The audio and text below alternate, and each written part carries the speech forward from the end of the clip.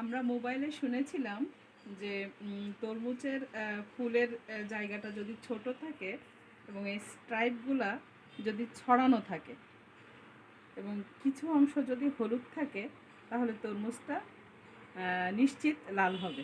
তো ঠিক আছে, আজকে দেখা যাক পরীক্ষা করে। আমরা একটা ছোট তরমুজ কিনছি, দেখি আসলেই লাল কিনা।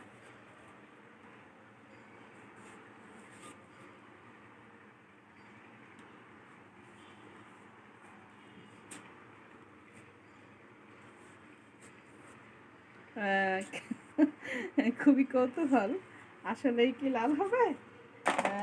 দেখা যাক কি হয়। ওয়াও! ওই কি রে, ওই কি রে, মধু মধু, রসমালাই। সত্যিই তো লাল তরমুজ।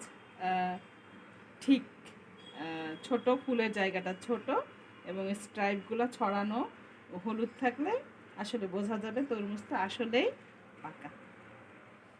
মধু মধু, রসমালাই। ওই কি রে, ওই কি রে।